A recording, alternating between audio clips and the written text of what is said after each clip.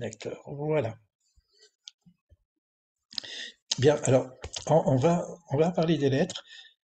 Ce qu'on va faire, c'est que je vais pas faire une introduction sur le Aleph, ni sur les lettres, parce j'ai une cinquantaine de vidéos qui existent sur la chaîne.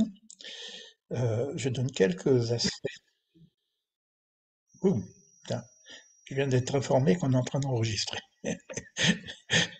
Euh, donc, l'idée, c'est que on va ouvrir des ateliers sur les lettres, d'accord? Incessamment sous peu. Normalement, on a déjà fait 3 ateliers quand même, hein, sur les lettres, hein, mais on continue. On continue de façon à ce que les gens, au fur et à mesure, puissent venir et puissent s'inscrire, et qu'ils n'arrivent pas à prendre le bateau ou le train en retard. On a travaillé sur le bet et on a travaillé sur le guimel. La formation que je vais donner en coaching existentiel, elle est basée sur des portes qui sont représentées par des lettres. Donc normalement, vous devez avoir tous accès. Si vous n'avez pas accès, vous me le demandez, je vous ouvre les portes de coaching existentiel. Et là, il y a une petite participation, mais une participation pour l'année ou pour la vie, puisqu'on a parlé des vies, parce que on participe qu'une fois pour avoir l'ensemble de la formation coaching existentiel. Et c'est donc des portes. Alors, au départ, j'ai dit on commence par le bête. La maison, enlever les encombrants, etc. C'est notre espace de vie. C'est l'environnement dans lequel moi j'ai mon expérience de vie. Évidemment, l'environnement va jouer un rôle. C'est le monde aussi, hein, c'est la nature, c'est tout ça. C'est le bête, c'est la création, bête beria. On est dans le monde de la création, donc on est face à notre espace. Le guimel, ça va être le mouvement, on en a déjà parlé, donc vous avez les vidéos, ceux qui n'ont pas me le redemandent, et puis normalement c'est dans le coaching existentiel, hein, vous avez les replays là-dessus, et j'avais dit qu'on ferait l'Aleph après. Pourquoi je voulais faire l'Aleph? Parce que normalement on devrait terminer par le Aleph. Mais là, j'ai changé, il n'y a rien de constant si ce n'est le changement. C'est ma vocation aussi. Pourquoi je reprends sur le Aleph? Pour essayer de réfléchir entre nous.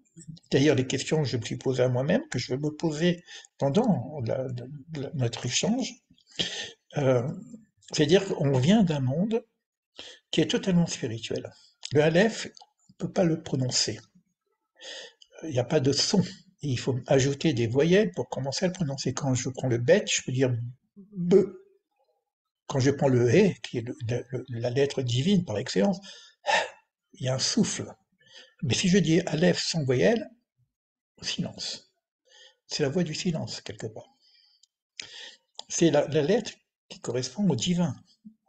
Je dis quelques éléments comme ça, puisque ça représente l'unité, le 1, Echad. Ça représente le chiffre 26, puisqu'elle est formée d'un Vav et de 2 Yud, qui représente Yudke Vavke, le nom divin par excellence.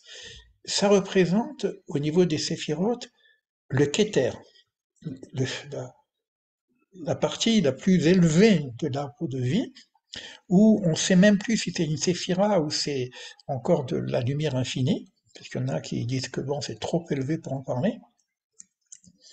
Quoi qu'il en soit, on va dire, c'est l'influx divin le plus spirituel, le plus fin, le plus inaudible, puisqu'on n'entend pas.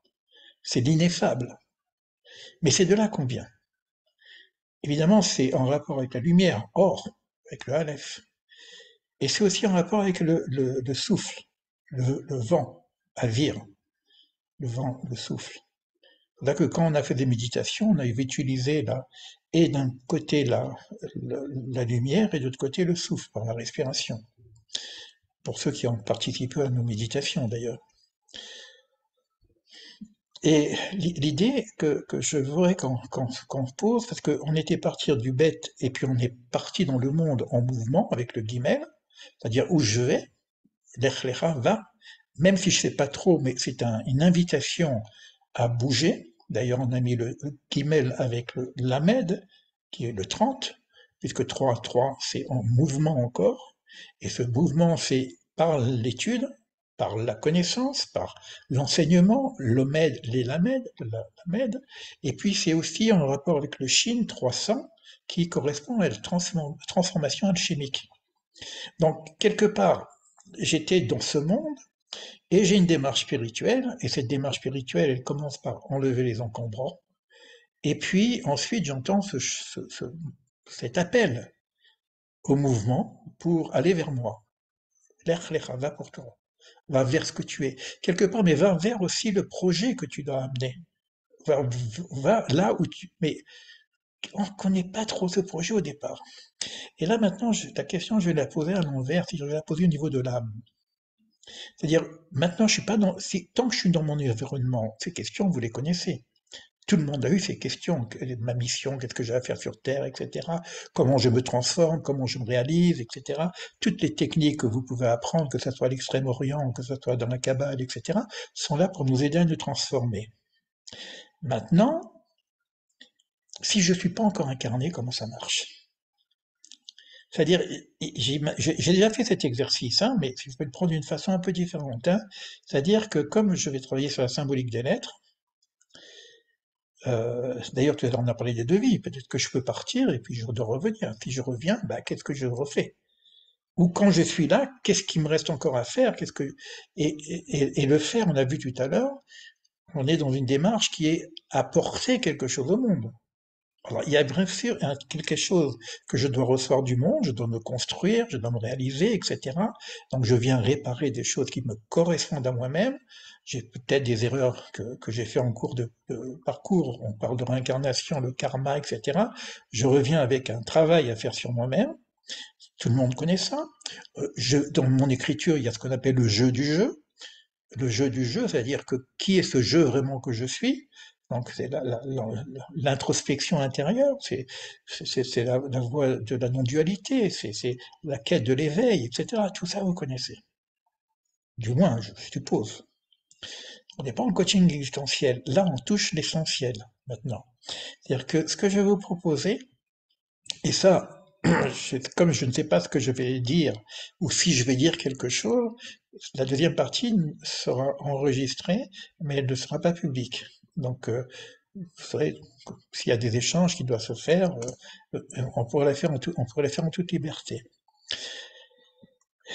L'idée, c'est que, d'abord, il faut avoir une certaine idée de ce Aleph. Euh, Ce Aleph, lorsqu'il va s'incarner lui-même, parce qu'il y a une expérience de flux divin qui descend, il va s'incarner dans le bête.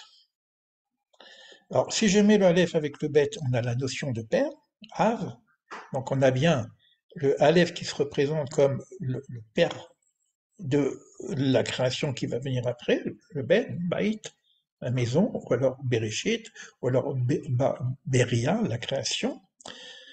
Mais on va voir que on l'avait vu déjà, mais je vous le répète, que dans le bête, c'est-à-dire dans l'espace que nous y sommes, c'est-à-dire même dans mon espace intérieur, parce que l'espace, c'est pas simplement l'espace extérieur au niveau de la maison, c'est aussi l'espace intérieur au niveau de ma maison intérieure, mon temple intérieur. On a vu que le bête a un yud, bait, bat yud. C'est un féminin qui a un yud à l'intérieur. Et c'est ce yud qu'on devrait extraire pour retrouver le aleph en question.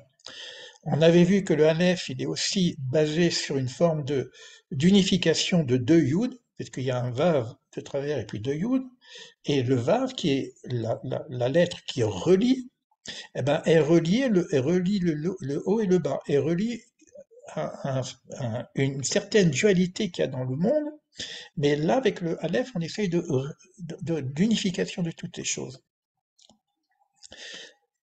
Ce que je vais vous proposer, c'est qu'une fois que vous avez compris un peu ça, et que vous puissiez entrer, ou peut-être je dirais quelque chose sur le passage, parce que ça va être une forme de méditation réveillée dirigée, c'est de vous situer euh, sur un plan totalement presque désincarné, je dirais même. C'est rare que je propose cet exercice, parce que j'ai toujours peur que les gens ils restent là-haut. Ils sont tellement bien, après ils disent, bon, mais pourquoi je viendrai, moi je suis bien. Ou alors ils s'échappent et puis ils dépassent la sphère. Quand je dis dépasse la sphère, c'est-à-dire qu'on peut dépasser la sphère du Aleph, du critère, et on tombe dans un truc où il n'y a plus de dimension, il y a ce qu'on appelle Ein Sof, sans fin, quoi. Donc c'est pas ça l'idée. L'idée, c'est quand même de pouvoir réfléchir, parce on va réfléchir avec ce qu'on appelle le mental éclairé, et non pas le mental. Ou laisser venir ce qui vient, si on parle de rêve éveillé dirigé. D'accord? Donc mon idée, elle est de dire,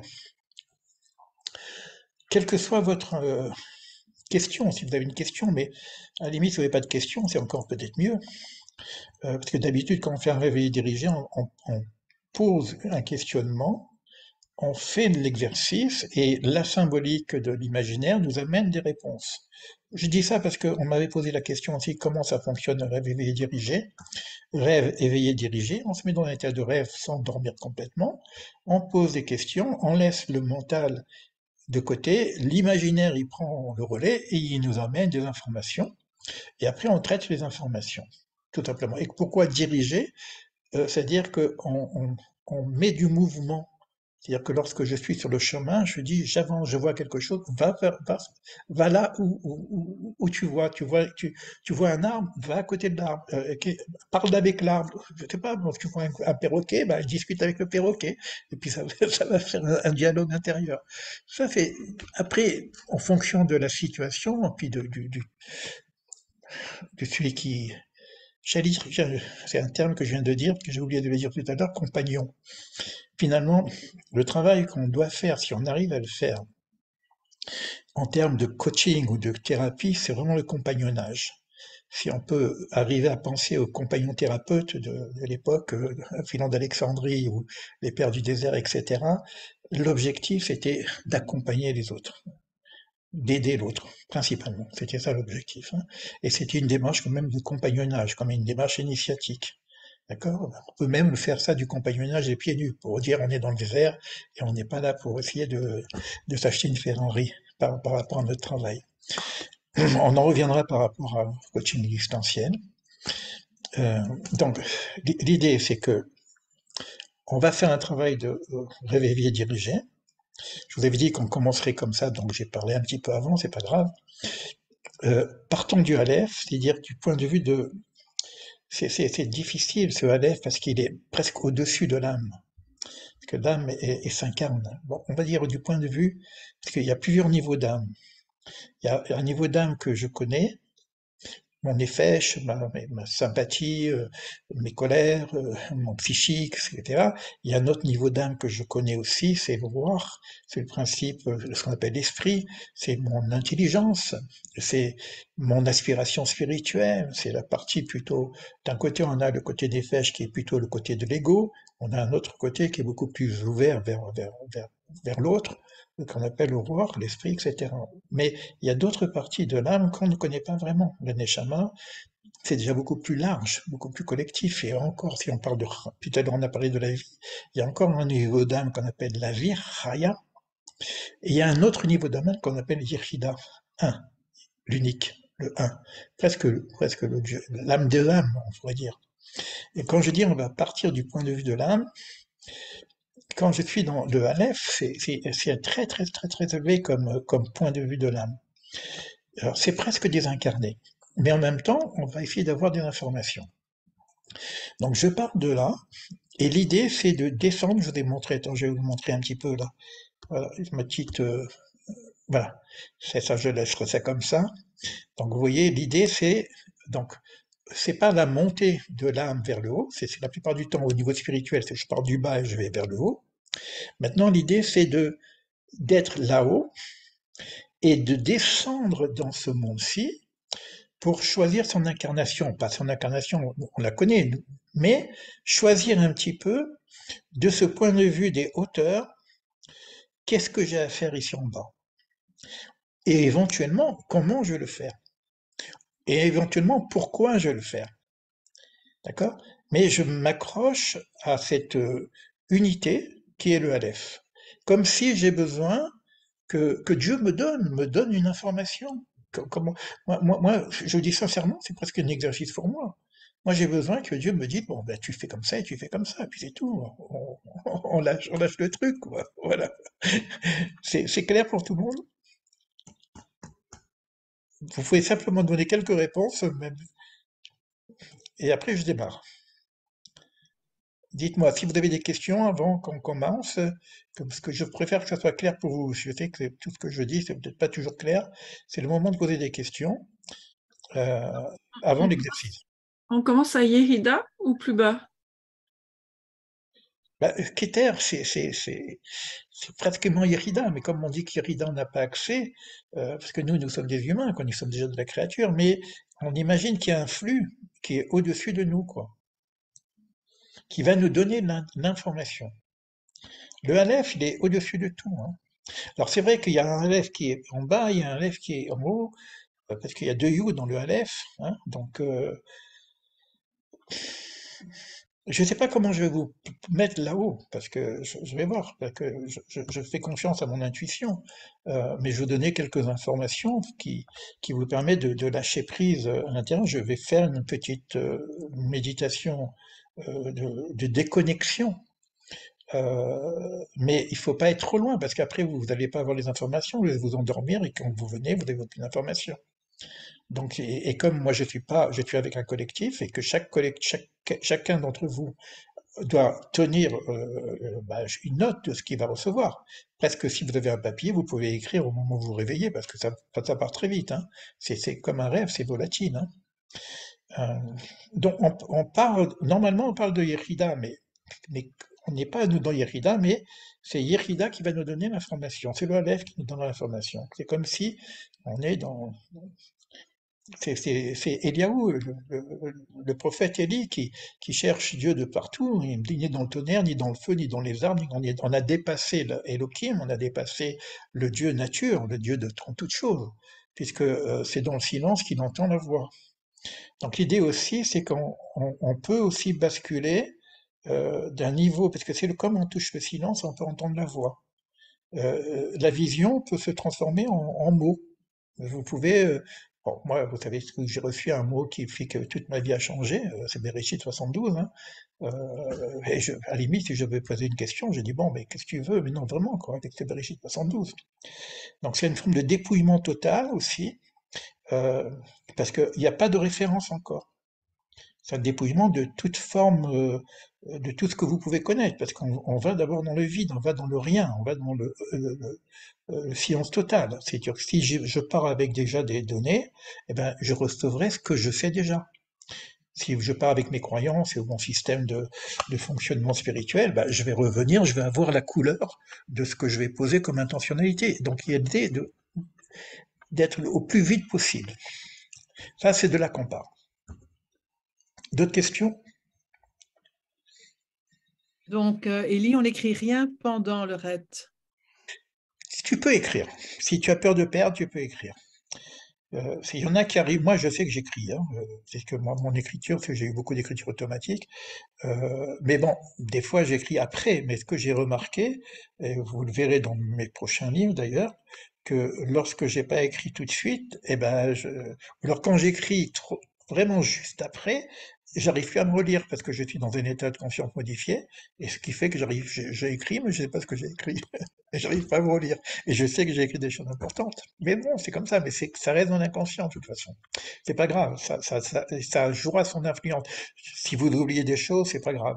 Parce que il y a l'information va passer chez vous et elle fera son travail, hein. Ça peut être un travail qui peut être assez puissant en fonction de ce qui doit se passer, j'en sais rien, moi. On verra comment ça se défile. Donc, vous pouvez prendre des notes, de temps en temps, ouvrir les yeux, écrire un truc pour pas l'oublier, puis repartir, hein. Vous verrez comment je vais diriger ça après. Est-ce qu'il y a d'autres questions? Tu vois, Luc, on est dans les deux villes, hein. On part d'une vie spirituelle, comme si le monde des âmes, je peux dire ça comme ça, et puis une vie plus... c'est aussi les deux yuds, hein. Les deux yuds qui correspondent aussi aux os qu'on a séparés. Dans la vidéo que je vous ai montrée, les os d'en haut et les os d'en bas ont été séparés. Les os d'en haut, on n'en parle plus beaucoup, on parle de l'espace qui sépare les deux os. Et les os d'en bas, c'est ça qui va former la Terre et qui va former le monde, etc., quoi. Et là, le Aleph, il va réunir ces deux os, quoi. Mais on va descendre. L'idée, c'est de descendre, c'est pas de rester là-haut, hein. Vous pouvez me poser comme qu'est-ce qu'on a à faire, quoi. Aujourd'hui, par rapport à ce qui se passe dans le monde, on a tous des plus ou moins des missions à faire, mais on aimerait bien avoir quelques informations de d'en haut, du Aleph, pour nous donner quand même des indications et nous aider un peu. Euh, Par rapport à ce que j'ai dit, c'est le guimen, hein, l'Echlecha va pour toi, mais là, on va chercher l'information un petit peu dans notre âme, ou un peu plus haut encore que l'âme même, puisqu'on va chercher dans l'âme de l'âme, on va dire l'âme de l'âme. Ce monde, c'est un vêtement, c'est un trosse d'or, l'histoire, c'est un vêtement, le vêtement a un corps, le corps a une âme, et l'âme a l'âme de l'âme. Et là, on va essayer de connecter notre âme à l'âme de l'âme, pour que notre âme puisse avoir une information qu'elle donnera à notre partie consciente après, à notre tour. C'est bon? C'est pas trop, si j'ai pas trop plané? C'est bon, Elie. C'est bon? Ok. Tout le monde est ok là, de partir vous voyez l'escalier là? Bon, je vais couper et je vais réenregistrer sur une autre forme. On verra un peu comment. Alors, il y a peut-être des choses que je peux garder, des choses que je peux pas garder. En tout cas, vos commentaires, on les gardera pas, ils seront entre vous, hein. Peut-être que la méditation, je sais pas. Bon, je verrai comment je la mets en place. Attends, c'est là-haut. Voilà, j'arrête l'enregistrement.